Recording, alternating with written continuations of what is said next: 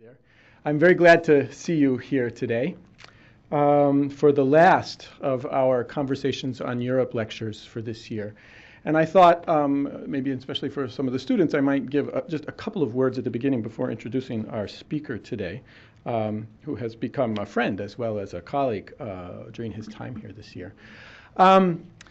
If you ask most people who identify themselves as nationalists in Europe today, what they mean by that identification, they'll tell you that nationalism is something that has deep roots in the distant historical past. Most historians actually don't believe that to be the case, although there are some historians who have defended a kind of vision of nationalism as something that's rooted in the deep historical past.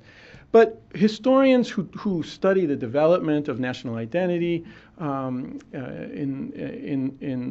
Europe have argued, I think, quite convincingly in many ways, that the sense of belonging to a nation is something that was only possible after a whole bunch of other things fell into place by, say, the end of the 18th century. That is, the development of a strong, centralized, bureaucratic state that reached far into the villages of a wider territory, the development of economic interdependence that came with the growth of markets, something, again, that was really only the result of a long process of development, culminating really in the Industrial Revolution.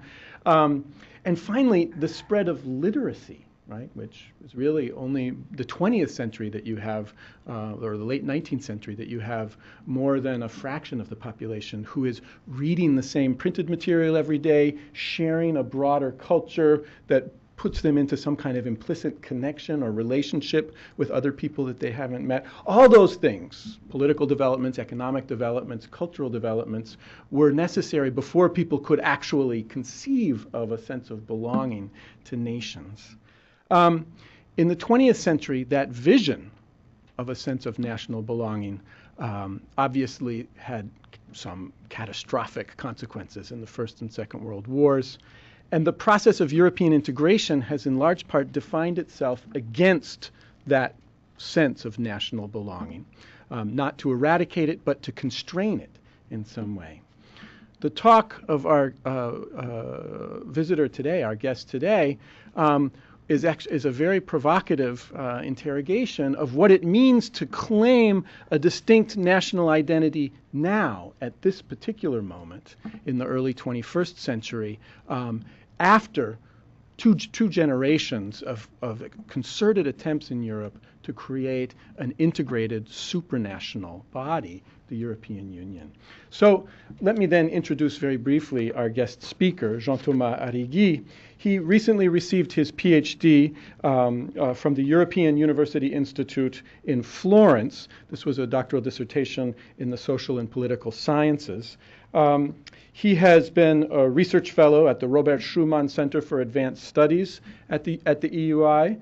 And before that, he did a master's thesis in contemporary European studies at the University of Bath. In that sense, his own curriculum, from France to Italy to Britain, is in some ways a kind of illustration of the powers of European integration. So please join me in welcoming Jean-Thomas Arrigui. His talk today is called "Can Nationalism Be Multicultural? Comparative Insights from Contemporary Scotland and Catalonia."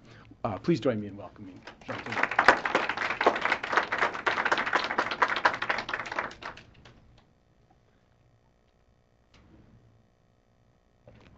I'm wondering whether there is not too much light on the PowerPoint. Perhaps you, because the PowerPoints are a little stuffy. I actually wrote a paper for this talk, which is broadly based on my dissertation. I found it remarkably difficult to summarize a piece of work which is close to 300 pages long into a single paper. And while I'm overall satisfied with the outcome, while reading it again, I realized that it was a bit over-specialized, that I had left aside a lot of contextual points, which I think for the purpose of this talk may be important, as some of you may not be specialized in Catalan and Scottish nationalism. I'm not a native English speaker, and in a way it's quite comfortable to be reading a paper. It's also a nightmare for the audience very often. I'll try to give this talk on the basis of the PowerPoint, and I hope you'll understand what I mean. So let me start first with a broad overview of the transformations of citizenship in Europe since the end of the Second World War, was what Joshua was referring earlier, those two generations which separate us from the aftermath of the Second World War. In the past 50 years, we can think that the traditional conception of citizenship has been transformed in at least three ways. We can understand citizenship, by the way, in different ways. It can be either defined as a status of full and equal membership to a political community. We can also break it into its functional components, according to the Marshallian tradition. We can think of citizenship as a bundle of rights: social rights, civil rights, political rights, and perhaps even cultural rights. And yet, in the traditional conception of citizenship, those rights are derived from the state, from the nation state. In the past 50 years, we saw three challenges to the nation state, three radical transformations. One comes from the top. It's the emergence of a so-called supranational citizenship, which results from European integration. And there the state is no longer the only provider of citizenship rights.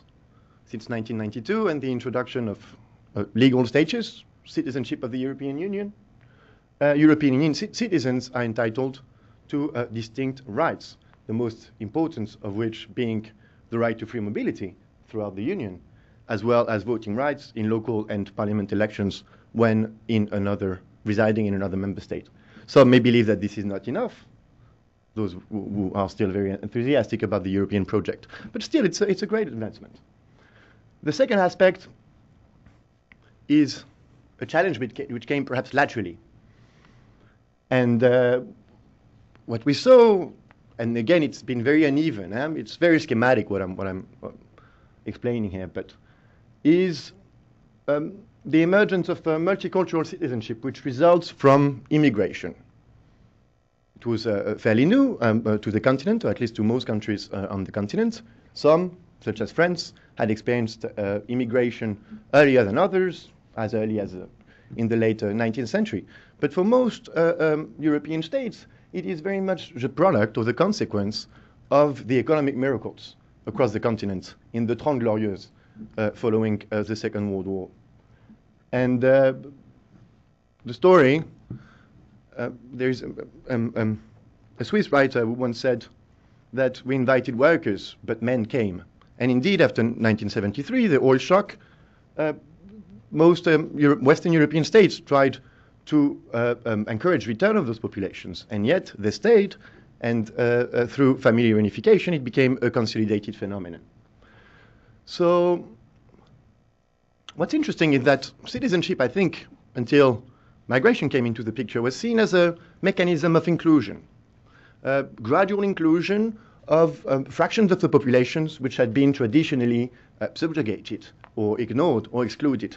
The extension of the franchise to women, the waiving of property requirements, and therefore the extension of the franchise to the working class. It was very much tied to the idea of democratization. And in a migration perspective, we see that citizenship actually functions as a mechanism of exclusion. They draw a boundary between those who belong and those who do not, and they're entitled to a distinct set of rights. And we saw, I think, over the years, the development of what we can call a multicultural citizenship, which is basically based on the idea that in order to mitigate cultural inequalities, the state has the duty to enforce group differentiated rights.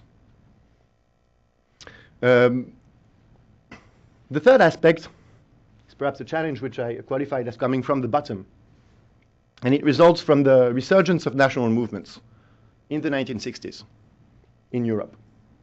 And it gave rise, in some states, to what can be coined as a multinational citizenship.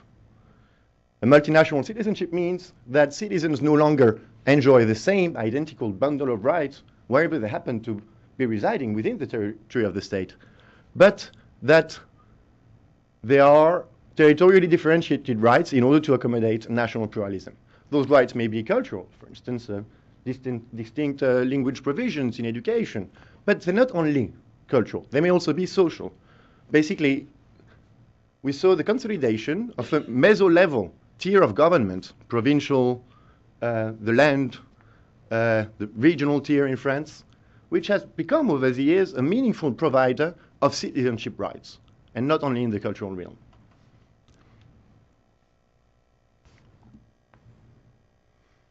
Again, this will be extremely schematic, but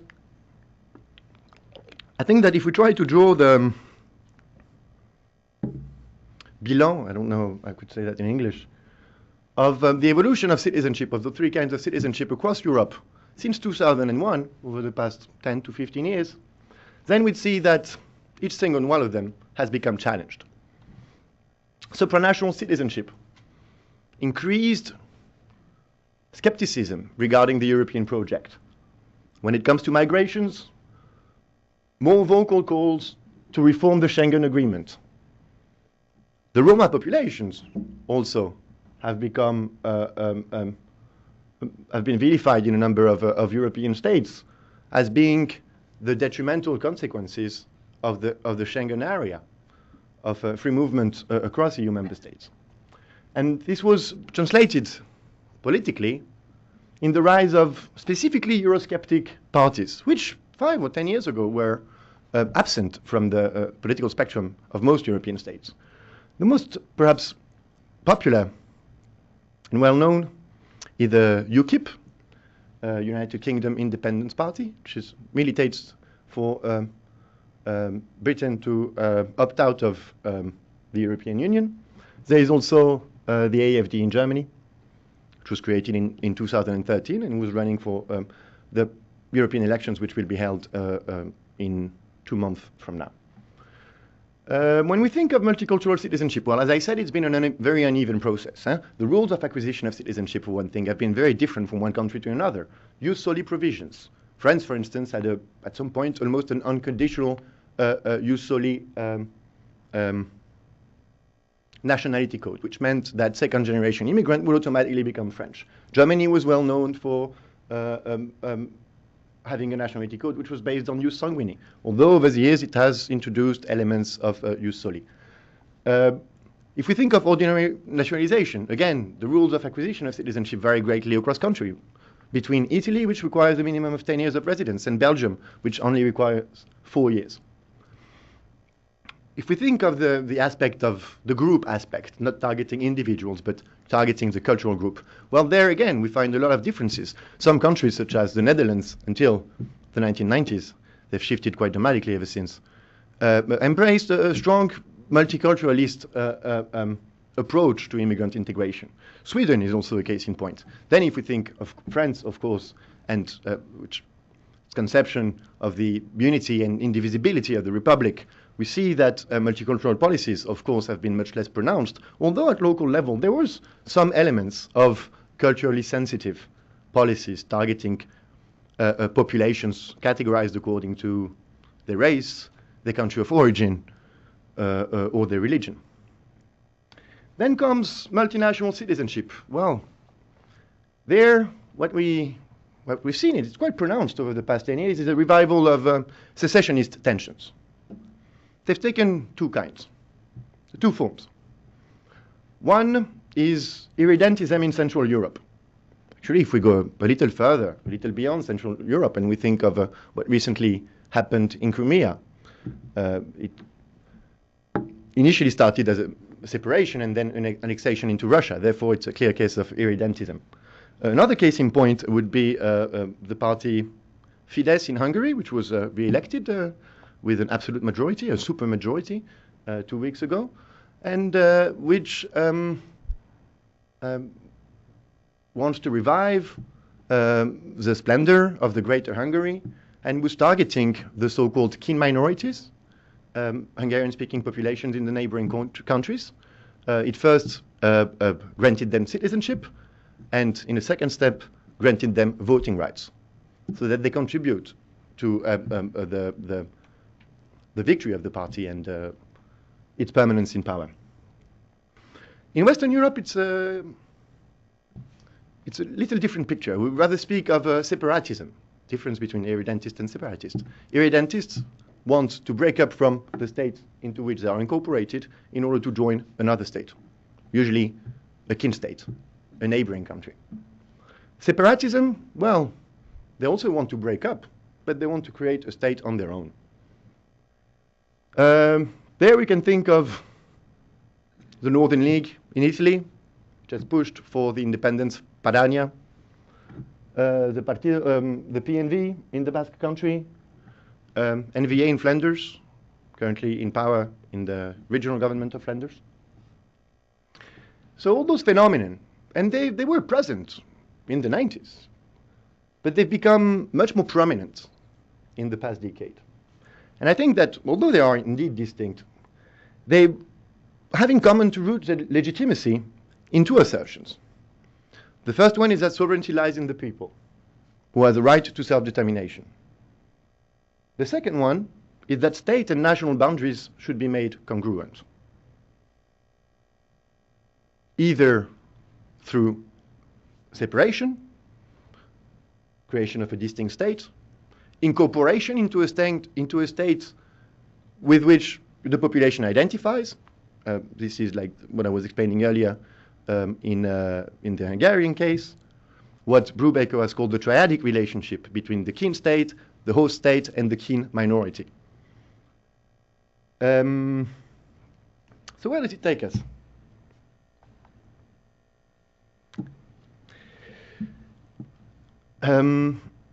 This talk is more specifically about minority nationalist parties, and not only actually about minority nationalist parties, perhaps about minority nationalist movements and about governments, self-governed institutions that they have the control of which they have sought and gained in the past 50 years. If we think of minority nationalist parties as a party family, well, it's very hard to find a common denominator. Actually, we find considerable variations, whether in regards to their constitutional telos. I was talking earlier of separatism, creation of a new state, independence, sovereignty, but it's actually a fallacy. Some of them want to acquire further territorial autonomy. Some of them claim that they should gain non-territorial autonomy. And even those who could perhaps be more easily qualified as independent-seeking movements, such as the Scottish National Party, is actually much more ambivalent when it comes to the actual kind of arrangement, constitutional arrangement it seeks towards the rest of the UK. What we call in Scotland independence light. Well, we may have paper sovereignty, but we'll keep the pound, and the Queen will remain the head of state. There is also a great deal of ambivalence in regards to European integration. Some of them are fervently opposed to European integration.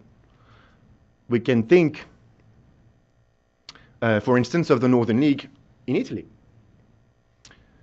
Some others are actually Euro-enthusiastics, far more than established nation states or even founding member states of the European Union, such as the Scottish National Party in Scotland and Convergenza i Unió, the leading nationalist party, right-wing nationalist party in Catalunya. And actually, it's interesting to see that those parties have shifted over the years. In the 1990s, the SNP was a fervent opponent of the European Union, which it saw as an infringement upon the sovereignty of the Scottish people. Its position has shifted over the years. They also have ambivalent and different perspectives in regard to immigration. Some of them are fervently xenophobic. Again, it is the case of the Northern League in Italy, which initially directed its xenophobic attacks against fellow countrymen, internal migrants coming from southern Italy, the so-called terrone, and more recently towards third country nationals, extracomunitari, as they put it in Italy. Another very well-known example would be the Vlaams Blok, later relabeled Vlaams Belang, which is a xenophobic party, nationalist party in Flanders. But yet, and this is the cases that I want to shed light on today, some others happen to be Euro-enthusiastic and perhaps not pro-immigration, but at least fairly accommodating with the fact that indeed there are immigrants who happen to reside in their territory. The cases that I have in mind are Catalonia and Scotland.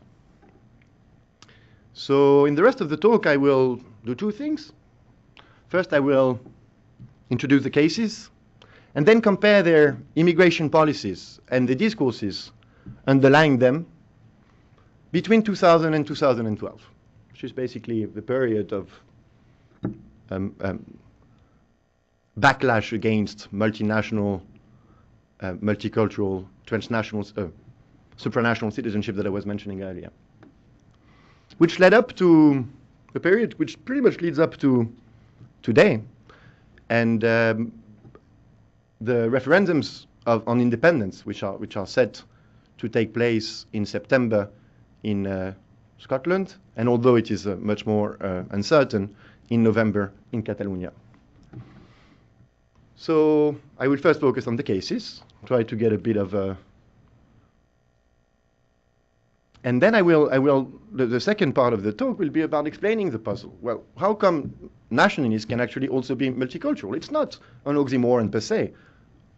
A multinational nationalism would be an oxymoron per se, although some countries do exhibit some features of multinational nationalism. We can think of the United Kingdom, for instance. It explicitly recognizes itself as being a multinational nation made of England, which is perhaps the core, and the Celtic fringes. Northern Ireland used to be the whole of the island, but now it's only Northern Ireland, Scotland, and Wales. We may also perhaps reflect upon the fact that the United Kingdom may not be a nation, but rather an empire. Its initial vocation was geared towards imperial conquest, and therefore it never went through the stage of nationalization, homogenizing nation building that so many of its continental homologues went through in the 19th century. So let's now move on to the cases. Sorry.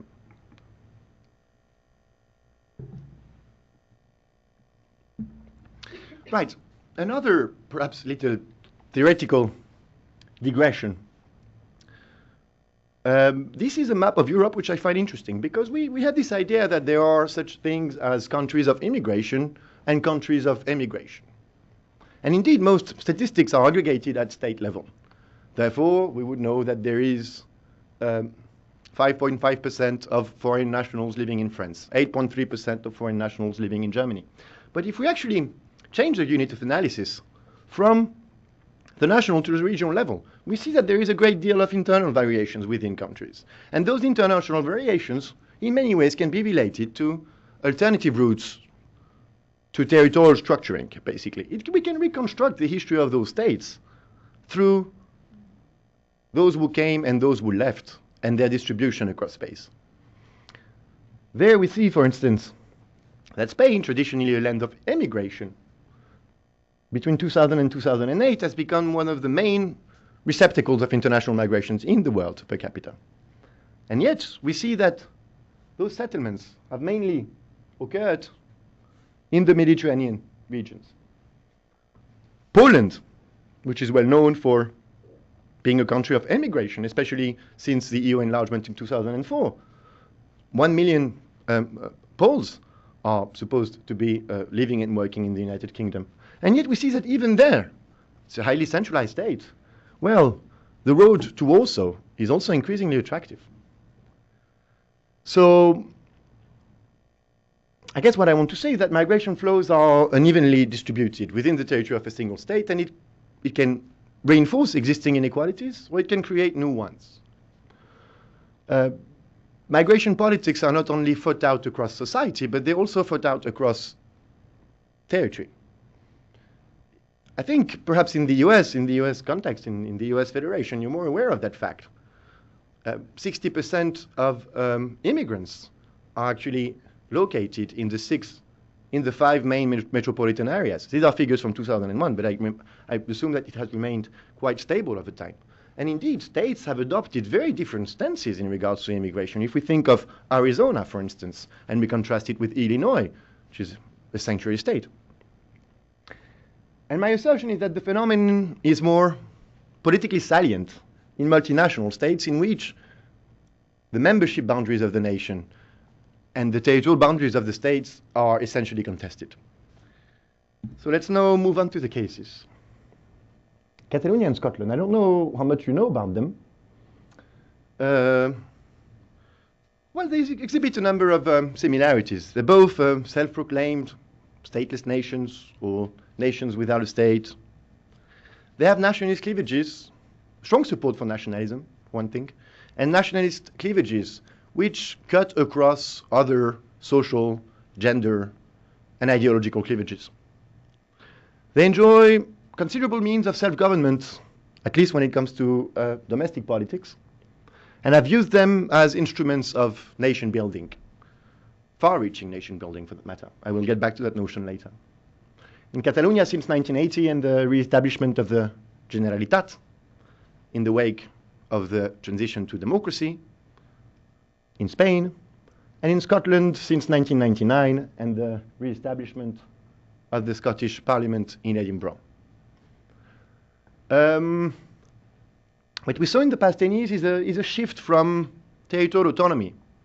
If we think of the main parties in Catalonia, the main nationalist parties, one on the left of the political spectrum, Esquerra Republicana, the other on the right of the center-right of the political spectrum, CEU. Well, ERC embraced independence in the 1980s, very much as because it was losing steam and it had to position itself within the center-periphery axis in Spain. CEU has remained until 4 years ago very ambivalent about its constitutional telos. The idea was perhaps they were advocating the federation of Spain.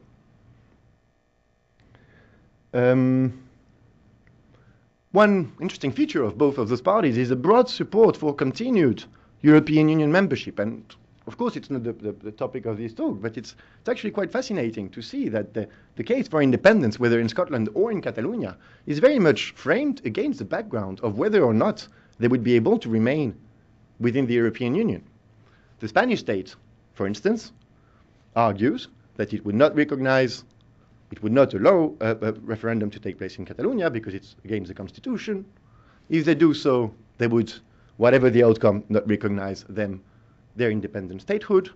And the European Union has also signaled that if Spain would not recognize Catalonia as a state, they would not be able to join the European Union. They would be de facto automatically excluded. In many ways, it's a bit of a political act. Things are a little more complex than that. For instance, Catalan citizens are also European Union citizens, and they could not be deprived of their European citizenship as a result of independence. So, without getting into too much details, the Scottish case is also quite instructive when we think that they are indeed fervent advocates of European Union membership, whereas at the same time, the United Kingdom is set to organize a referendum in 2016 on whether or not the UK should opt out of the European Union. They also have, broadly speaking, territorially inclusive conception of citizenship based primarily on residence. So here is a summary of what's going to happen in the next month. Scotland, the referendum will be in September. In Catalonia, it's set to take place in November, although it's increasingly unlikely. The question, Scotland, well, should Scotland be an independent country? In Catalonia, it's two questions. Do you want Catalonia to become a state? If so, do you want this state to be independent? There again, we see the ambivalence. Do you want Catalonia to become a state, basically? Do you want Spain to become a federation? And then the franchise. And I think there it's a very strong test when it comes to providing evidence for a definition of political membership, of citizenship, which is predominantly based on residence. because they've extended the franchise in Scotland to all British citizens residing in Scotland, but also Commonwealth citizens and EU citizens, as well as adults above the age of 16. In Spain, the current project, as it was adopted by the Catalan Parliament, wants to expand the right to vote not only to Spanish citizens residing in a Catalan municipality, but also to EU citizens, and also to third country nationals. You also have to bear in mind that the registration procedure to become a resident in Spain, to be registered locally as a resident, is very straightforward. And undocumented migrants themselves, although it is to some extent legally contested, but have the possibility to register as residents in a Catalan municipality. So it's profoundly inclusive, residentially inclusive franchise. And it's also interesting to contrast it with the case of immigrants. Scotland, characterized by protracted immigration. 800,000 Scots, or persons who were born in Scotland, live elsewhere in the United Kingdom. Another 200,000 or so live elsewhere in the world, notably in North America. And yet they don't have the right to vote. They cannot participate to a referendum on self-determination of the Scottish people. Same thing in Catalonia. An important difference between those two cases are the contrasted or even diametrically opposed migration patterns. Spain has long conceived of itself as a country from which one leaves, and the United Kingdom as a country to which one comes, at least since the 1950s. On the contrary, we see the exact opposite situation when we shift the unit of analysis from the state to the sub-state level. Catalunya has, since the late 19th century, been the recipient of intense waves of internal migrations from other Spanish regions, mainly Galicia and Andalusia. Whereas Scotland has been a land of protracted emigration. In relative terms, the Catalan population represented 11% of the overall Spanish population in 1900, and today it's up to 17%. On the contrary, the Scottish population went down from 12% to 8% in 2011. So there I compiled some figures. A distinction must be made. What do we mean by a migrant? Who's a migrant? Is it a foreigner? Is it someone who was born abroad? In the Spanish and Catalan context, does someone who was born elsewhere in the same state and has the same citizenship qualify as a migrant? Well, in many ways they do. So in Scotland, the proportion of persons who were born abroad has gone up in the period of interest here, between 2001 and 2011. It went up to 7%. Born in the rest of the UK, mainly in England, 8%, which means that those born in Scotland represent 84% of the population. Catalonia provides a radically different picture. Internal migrations, predominantly in the 1960s and 1970s, have led to a situation wherein 20% of the population was born in another part of Spain, went down from 26% in 2001. And perhaps more interestingly for our purpose, the persons who were born abroad, the proportion of persons who were born abroad was very low in 2001, 6.3%. Out of those 6.3%, most of them were actually naturalized. The proportion of resident aliens was 2.9%. And this has gone up dramatically in a single decade, up to 17.5%, which means that at the time, at least in 2011, there were only 63%, less than 2/3 of the population who were actually born in Catalonia. Were those numbers for people who qualify for the referendum? So like the people residing, or actually those people who are Catalonian and those who are Scots? These are migration figures. Born abroad, or anyone residing in Scotland born abroad? Well, it's an interesting question. And indeed, Scots born abroad would qualify as born abroad. I mean, it's important to disentangle, and very often I think those statistics are not very clear. What are we talking about here?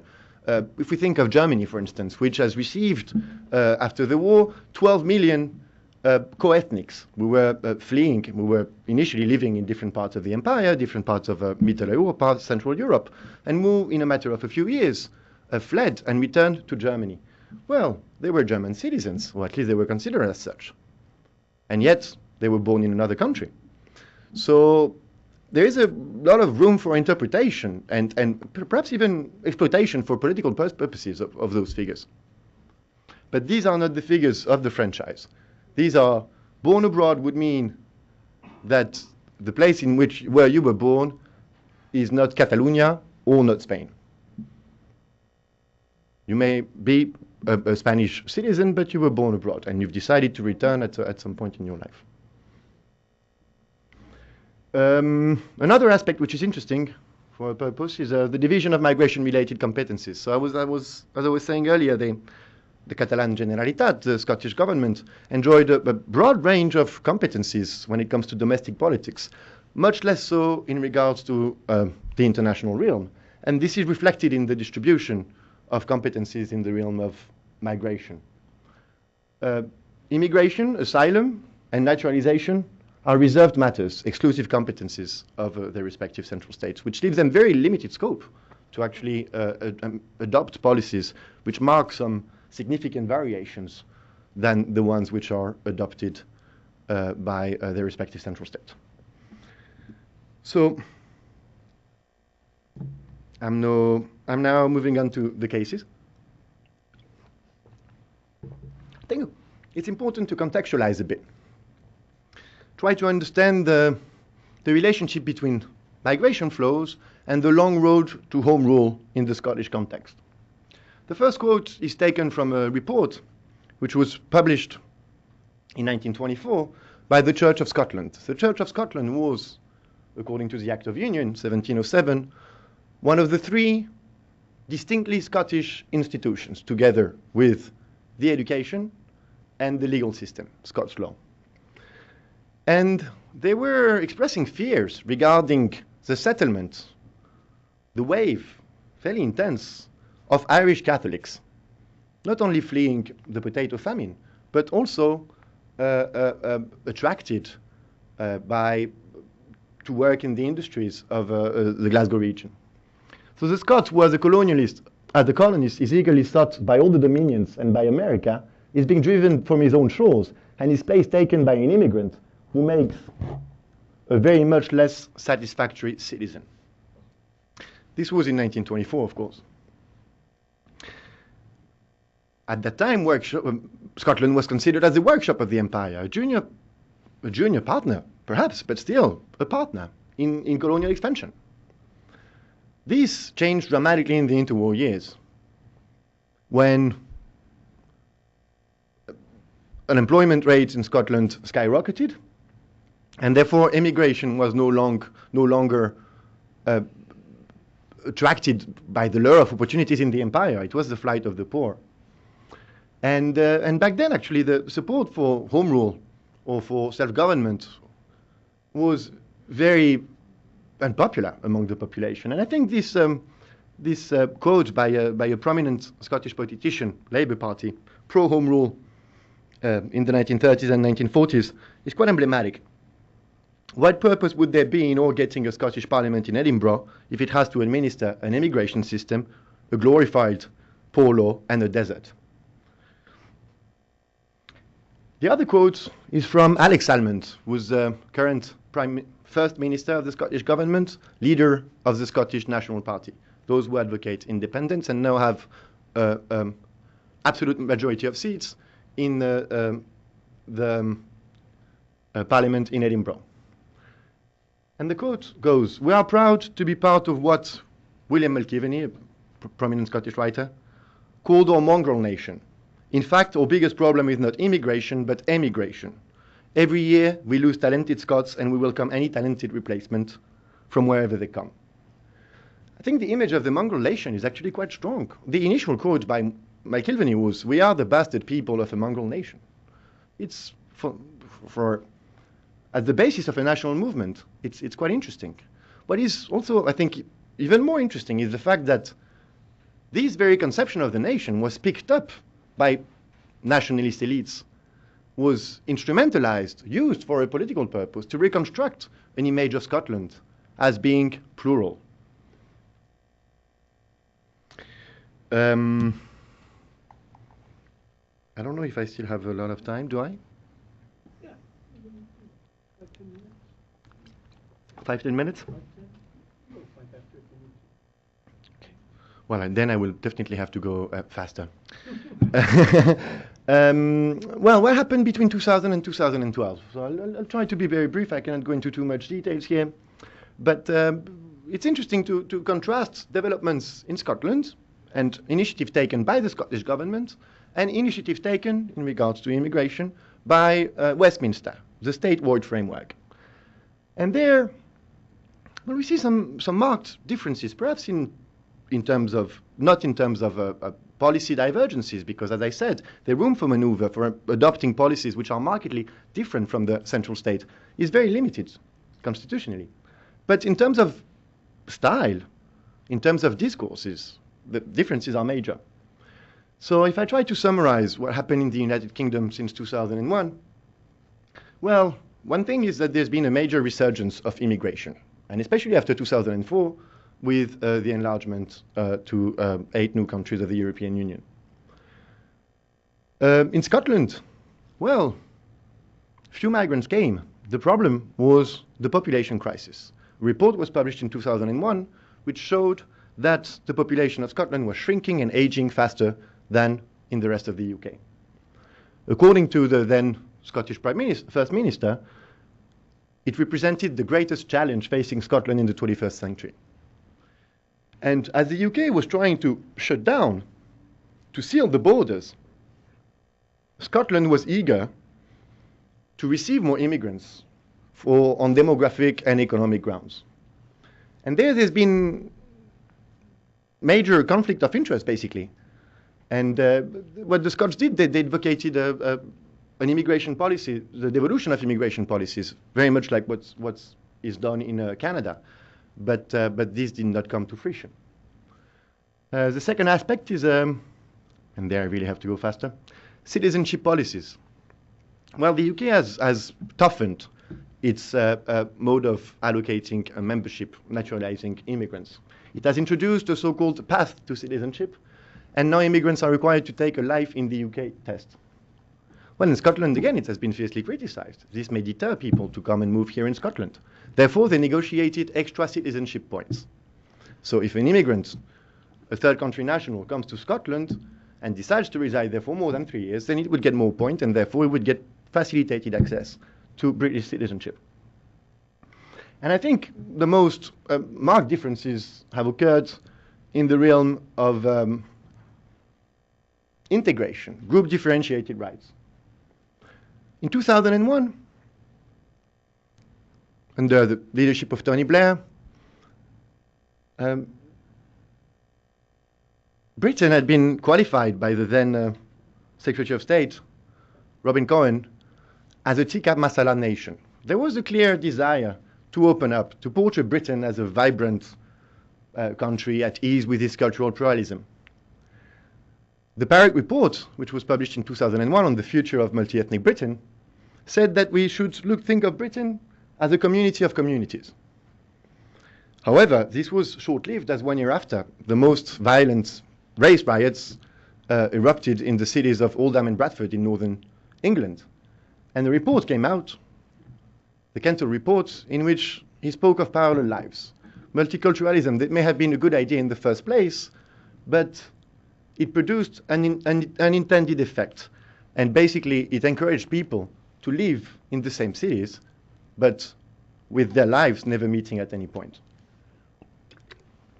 So what they did is that they put much more emphasis on Britishness. They tried to reconstruct an idea of Britishness or common bond. What brings us together? Let's not think of our differences anymore, and let's rather try to think of what makes us a distinct people. And there in Scotland, they've actually not at all followed down that line. They clung to a vibrant celebration of cultural pluralism. I have a few quotes by Alex Salmon, but I obviously don't have time to make that case stronger to you. Let's now move on to Catalunya. Well, again, the myth of the mongrel nation in Scotland. We could have put the emphasis on something else, on Protestantism, for instance, on the Protestant faith. For very long, this is what provided the cement of Scottish nationalism, or at least its conservative blend, the destiny of which lied with the union with the United Kingdom, with the empire, and cemented by the Protestant faith. And then they put the emphasis, nationalist elites, for a political purpose, on the idea of the mongrel nation. Well, in Catalonia, the myth which has become the most politically pregnant is the idea of the terra de pas, of Catalonia as being a land of passage, which has received multiple influences.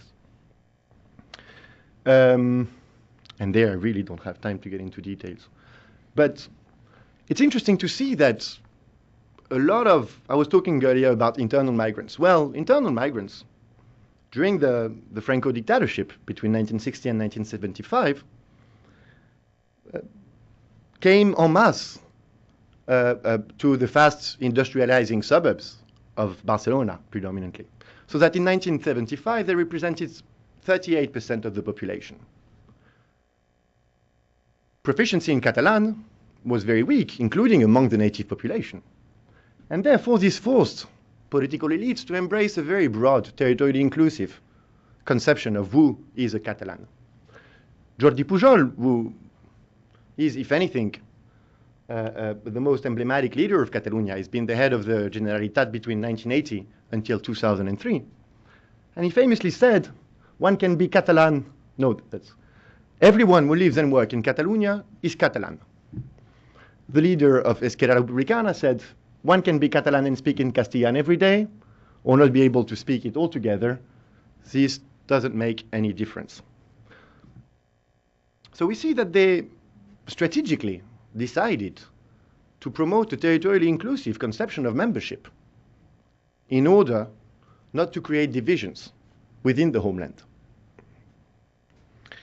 I'm now moving to the contemporary period because I don't have much time, and actually I'd rather spend some time on the conclusions. Well, very briefly on this. When immigrants from, legally, at least in statistics, the Catalans make a difference between immigrants from the rest of Spain and immigrants from abroad. Well, in 2000 marked a critical juncture because for the first time, the number of immigrants from abroad exceeded the number of immigrants from the rest of Spain.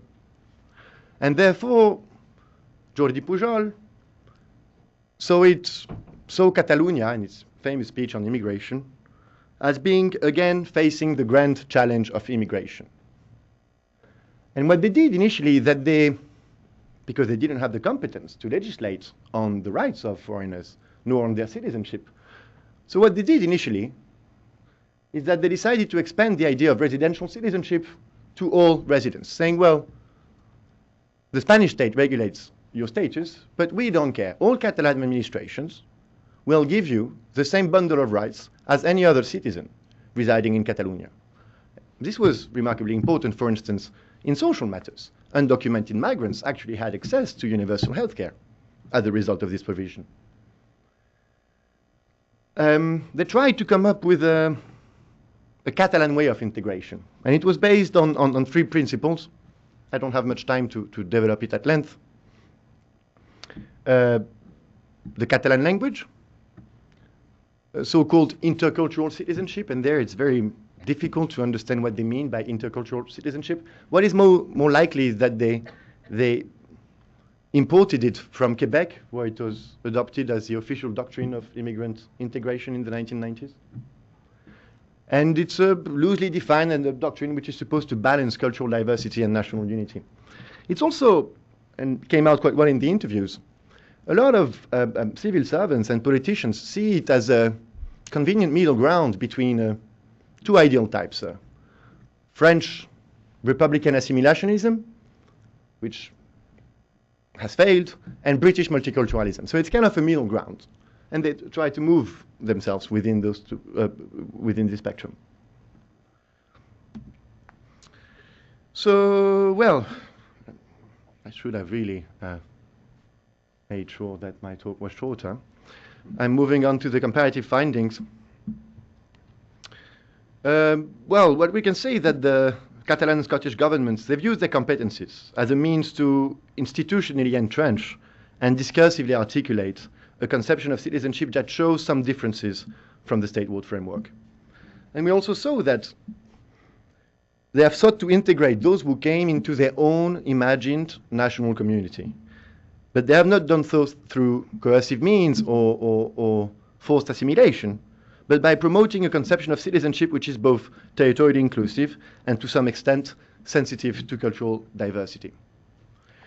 So moving on to the explanation to this puzzle, and again, I have very limited time, there are some explanations, existing levels of explanations in the literature which I think are very unsatisfying. There are those who see minority nationalism as being fundamentally ethnic and therefore hostile to immigrants. It's a parochial ideology. It's a pre-modern ideology, and therefore it cannot be made compatible with liberal democratic norms. On the other one, there is another normative bias, those who support minority nationalism, and who say, well, state-framed nationalism is what led to the first and the second wars, and it's important to diffuse power to lower tiers of government to mitigate the detrimental consequences of hostile nationalism deployed by a fully fledged state. Very often, those explanations actually put the emphasis on culture as being the ultimate aim of minority nationalists. The idea, and I think Kimlicka discusses it, and that's his view, and I profoundly disagree with him. He says that the state, having a state on one's own or gaining territorial autonomy, is a means, so therefore politics is a means to an end, cultural flourishing, the preservation of the culture over subsequent generations. And my take on nationalism is actually quite different. In my view, nationalism is predominantly a political project. It has some cultural implications. It has some economic ramifications. But it is first and foremost a political project. It's an elite-driven project, the aim of which is to establish a stable structure of power over a territory and a population.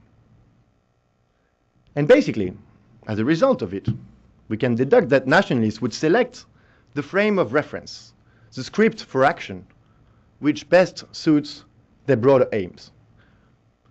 What they want is territorial autonomy, or perhaps even independence. And I think that very often when we study one topic, one public policy in particular, in this case migration, we tend to think that this is their most important concern, that the whole world gravitates around this idea. And it took me about 2 or 3 years to realize that actually it was quite peripheral. What those people truly wanted was independent statehood, or at least to expand their means of territorial self-government. And therefore, I came to realize that in my view, and I think the case is well made, at least in the dissertation, in the pieces that I've published about it, making such a claim enabled them to gain internal legitimacy for their rule over the totality of the resident population. And this serves at least 2 purposes.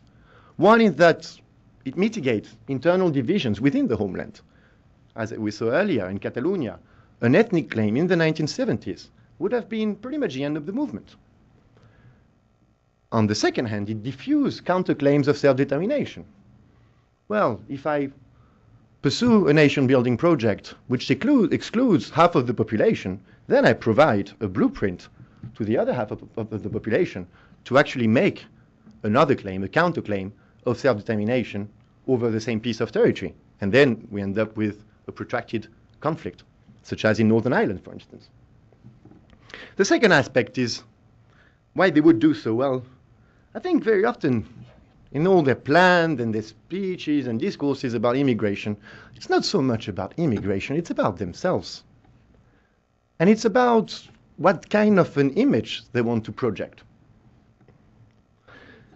We think that nations do have a right, or people have a right to self-determination. Indeed, it's in international law. But do they? they have the right to be recognized, or in many ways, the right to self-determination is given by the others. In order to be recognized as a state, they need three things: a territory, a population, and recognition as a legitimate state by the international community. And therefore, well, there are two solutions. We can either have the support of a great power. This is what happened in Crimea. There we don't care about building external legitimacy. We only need the support, the use of force, support of a great power. If we don't have the support of a great power, well, we need to stick to the rules. We need to be on the right side of international law. So building external legitimacy by promoting a multicultural conception of the nation allows them, enables them to do two things. First of all, they can dissociate themselves from other movements, the claims of which are ethnically rooted. Oh yeah, they are the crazy nationalists. What we do is different. We are post-nationalist. We are modern. We are sensitive to cultural pluralism. And the second one is that they break the monopoly of the state over the establishment of liberal democratic norms. And in many ways, it is much easier for a state, a multinational state, to accommodate a movement which is only based on ethnic criteria, because it's only about cultural recognition. It's much more difficult to accommodate a movement, the legitimacy of which is rooted in a plural population, inhabited a common homeland, and mobilized around a political project. So I'm sorry I had to rush it. I hope it was somehow clear. And I'm sure that you have plenty of questions, because I had to skim through the cases. I'd be happy to answer as many of them as I can.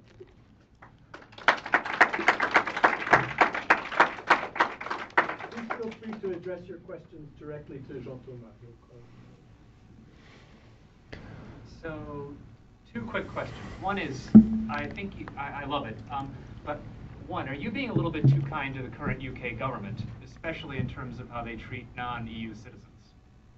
Because essentially, they set this target for immigrants that could not be reached, no matter how mean they were to American investment bankers. Oh, right. Yeah, right. This is what we call them. Yeah, it's flourishing now in Europe. It's proliferating, the so-called investors programs. Except they managed to throw out a bunch of American investment bankers because they're so desperate to get down the number of And point is, are you being a little bit too nice by merging Labour with the coalition? Are you being a little bit too nice to the United Kingdom? I mean, is it a much stronger contrast? Right. How is it playing since 2010?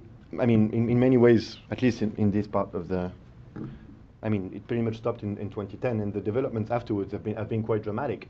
The shift in the UK, as I was saying earlier, between the late 1990s, the Tikka Masala nation, and the reassertion of Britishness, and the idea of open borders. They were actually the first country to lift the restrictions on aid on the new member states in 2004.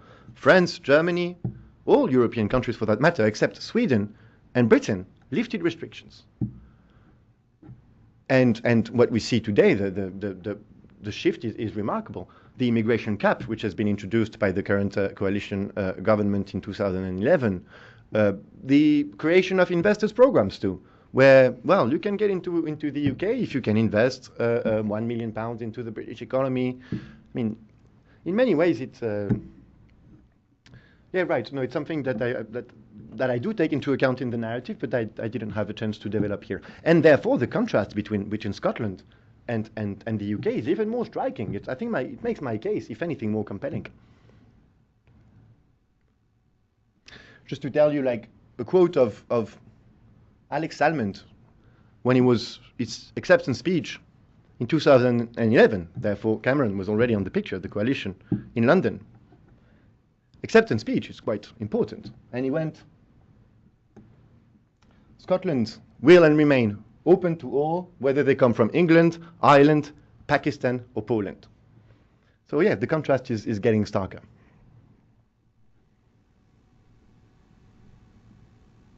Go ahead. Yeah, thank you. And I wanted to had a question about the last slide. I was just reading it without having the rest of the presentation in mind, I would think of how this was exactly the Croatian way of the Croatian Nationalist Party, that they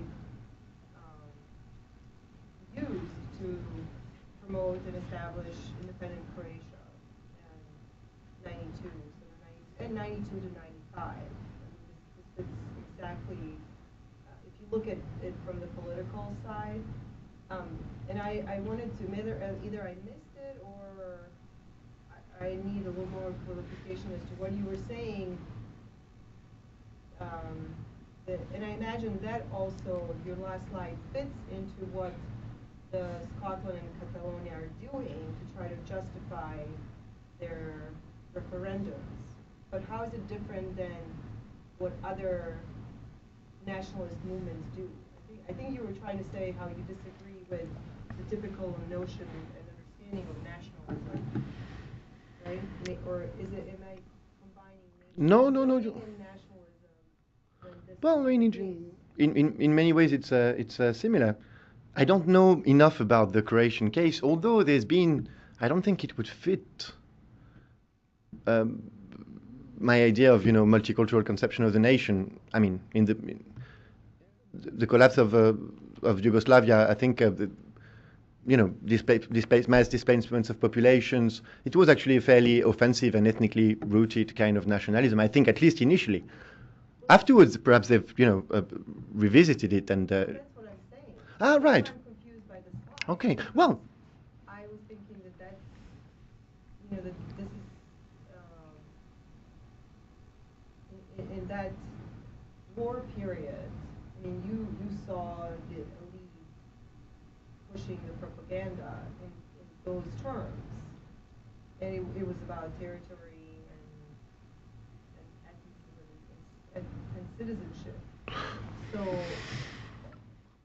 Right, but the territory is itself, it's a construction. I mean, there is. My idea is that nationalists can be either ethnic entrepreneurs or territorial entrepreneurs, but in many ways they're always a bit of both. But territory and the way we conceive of territory can be interpreted and can be constructed in many ways. And in the Yugoslav wars, there was a commonality, I think, was a conception of the territory as being the exclusive homeland of a given ethnicity or national group. So there it wouldn't really work. Some other, let me think. Yes, Josh, I'll try to think of. Okay. This will change the subject a little bit. Is that okay? Okay. Yeah, I have two comments. One is that one is maybe just a little one, but I think I kind of disagree with the big framing point that you made early on, where you seem to suggest that seen over the long term, the development of notions of citizenship in Europe associated with the expansion of democratic rights were at first largely about inclusion, and that it's only recently that exclusion has become attached to debates about citizenship. Because I think citizenship is in fact always about drawing boundaries, and it's always about both. You can't really have one without the other, even if you go back to the end of the 18th century and the first writing constitutions of it. And so, but maybe that was just a schematic point you were making. The other point, the talk was really rich, and I really like the comparison, and I really like this explanation for why it is that these political movements might suddenly exist that have these apparently paradoxical claims that they are both representatives of a nation that needs independence and needs self-determination, but that they are at the same time relatively inclusive and open, and who gets to be in it, and tolerant of differences. And I understand your explanation about why they might do this, why that might be valuable to the leaders of these political parties. This sort of this notion of these entrepreneurs who are using this to achieve some kind of external legitimacy, that seems completely plausible to me. But it doesn't help me understand why people are supporting them, or why they continue to support them over the long term. Right. Because that would be sort of the next question. Why, for example, has the poll numbers for Scotland, been going up over the last year for the referendum? Why is it that conservatives in Scotland who might be motivated by the same kinds of economic anxieties that motivate, supporters of right-wing parties in Germany or France.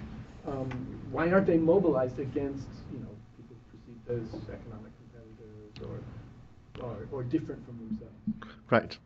Very interesting questions. I will first address the first one. Okay. You're completely right. Citizenship, objectively, has always been about a marker of exclusion, about drawing boundaries of inclusion and exclusion.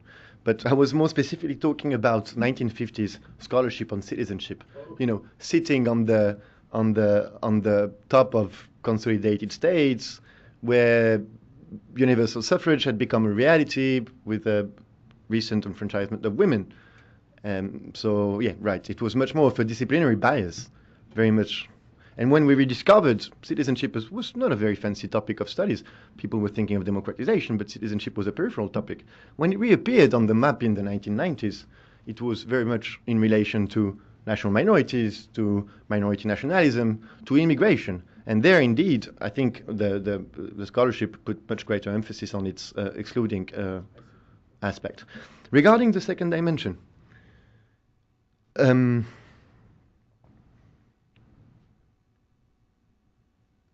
I have two levels of explanations, actually, and I didn't have time to put emphasis on the second aspect, which I think is key, is determinant.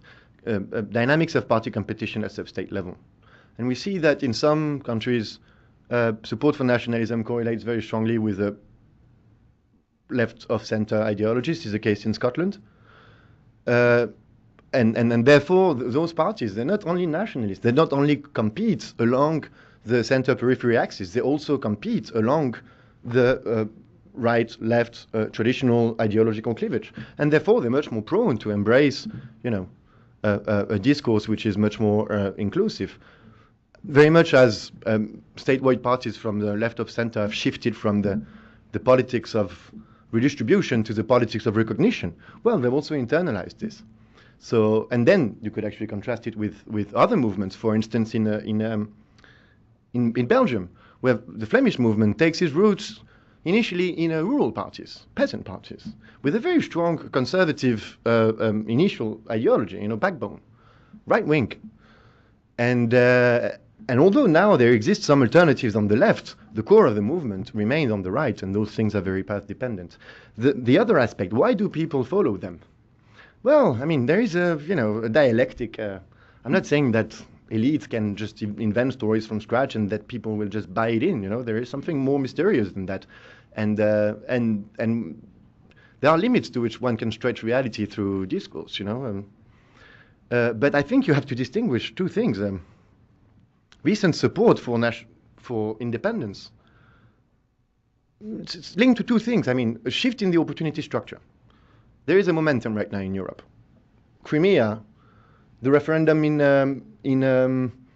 Veneto a month ago, nationalists think that indeed, for very long, they were kind of hiding behind territorial autonomy within a single state, which is revamped as a multinational state, power sharing at the center, self-rule in the periphery. Now there is a momentum for independence. And when it comes to supporting independence, and there we need to think of the initial conditions. Why now more than 5 years or 10 years ago? Well, I think that in many ways, the traditional means of territorial management, basically the idea that of the welfare state, providing assistance to citizens from cradle to grave, not only irrespective of their social condition, but it's also had a very strong spatial component, irrespective of where they happen to reside in the territory. Well, in an open market, the incentives for inter-regional solidarity. Once upon a time, wealthier regions were actually quite happy to redistribute to poorer regions because they know that it was a captive market, they could export their goods there, and it was also pushing down inflationary pressures. This is the theory of a comparative advantage, applied within the framework of a state, with tariff barriers and all that stuff.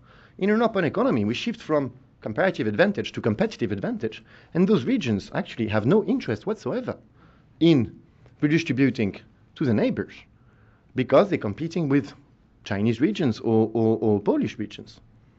So I think that support for independence, at least there is a strong economic element.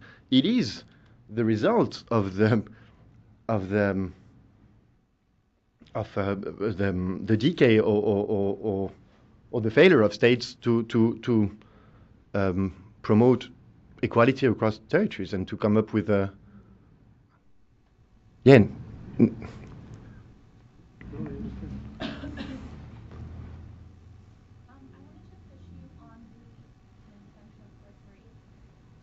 model that you've been setting up, because I mean within Scotland it actually has its own centre of periphery issue, and those the Highlands and Islands are extremely wary about the referendum and how we're being centralised in Edinburgh, which they perceive is almost as bad as it being in London. So when you take into account kind of regional diversity within these potentially independent countries, does that complicate or contradict kind of the model that you've laid out today? And I'm not very familiar with the Catalonia case, and I didn't know if there's a similar kind of, I mean, it's a really a north-south axis division in Scotland. Is there a similar sense of problem or wrinkle to this? There is a very much so. It's I mean, in Catalonia, it's rather in many ways Barcelona is it's a monocephalic region.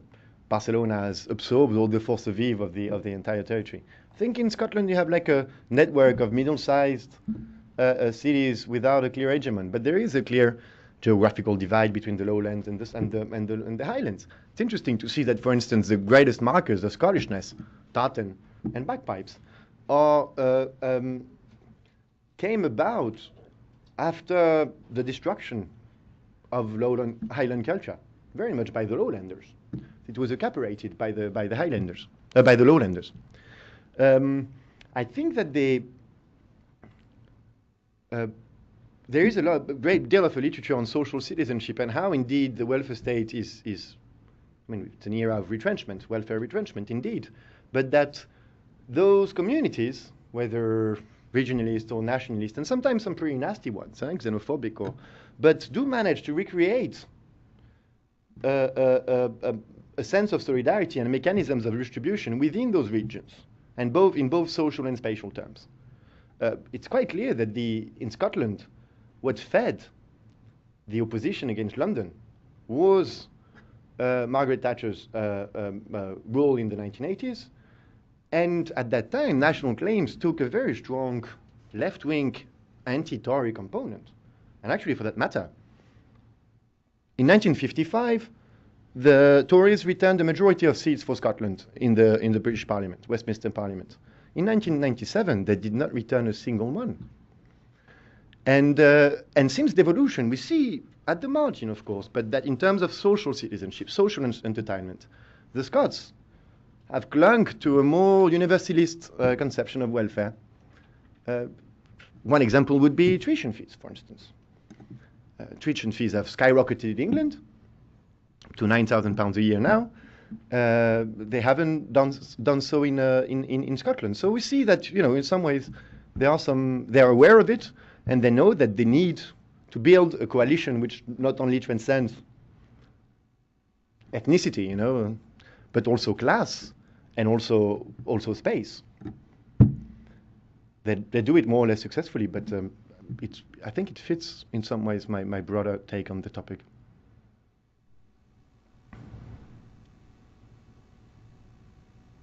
Yes. So yeah, this was excellent, and I'm trying to think about the ways in which you make this strongly political claim, right? That is very much about contingencies and about path dependency, right? In the sense that you tend to, I think rightly so. I mean, I'm totally convinced, right? You tend to not dismiss, but limit the power of those culturalist arguments, right? That seem to be so, the first, right? The most obvious, right, place to go, and I'm totally sold on that. However, so in the sense, right, your comparison is more implicit. It's implicitly about these two forms of nationalism that are not quite exceptional, but they're kind of probably a minority, right, of these kind of secessionist movements around Europe, and perhaps the others, right? I mean, the Flemish movement, I don't know if they wanted to call the Northern League, but maybe perhaps in Veneto we are seeing a beginning of an actual. The Northern League is a complicated story. Right? Yeah, it's a coalition. I mean, it's a Right, league. But I mean, now it's probably emerging. I mean, it could be that Veneto, you know, Mhm. coming into its own. And if you could actually, I mean, so can you like, do you have a theory kind of explaining the difference between these two forms, or?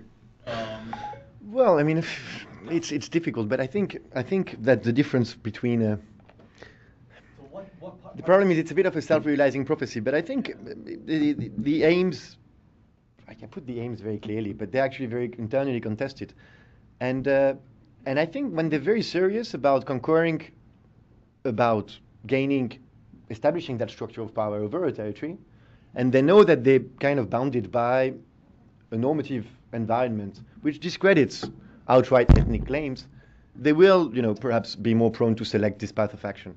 In the case of the Veneto, I think one thing which was lacking was a clear demarcation. What territory was it?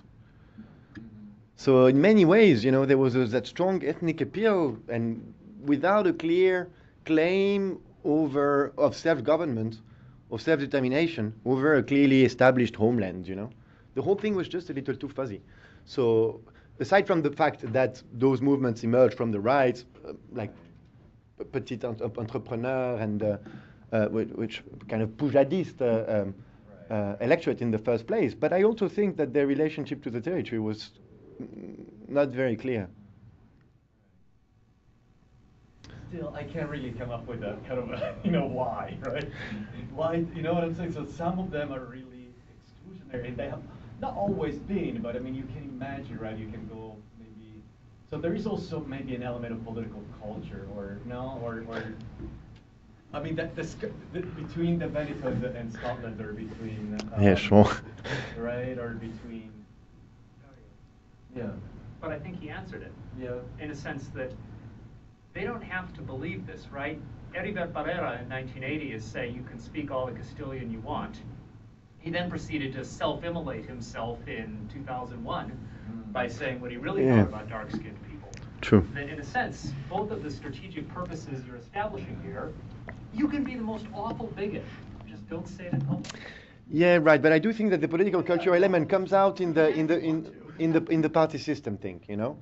Indeed, it's important to go back to the roots of those movements and see whether they emerge from the right, from the left, what kind of ideology they were associated with along the traditional left-right axis. And some of them, for instance, I have Corsican origins, and in Corsica it's a violent movement in many ways. But there are different strands, and one of them is strongly Marxist. And the Marxist trend is actually very welcoming when it comes to refugees and immigrants. They only target tourists. But so, it's a very clannic structure, and yet it would defend a very strongly inclusive conception on Marxist, internationalist grounds. So, yeah, the party system does matter. And political culture as well, but it's in itself, it's a notion I'm reluctant to appropriate myself. I think we can applaud our speaker one more time for a very rich talk. Thank you.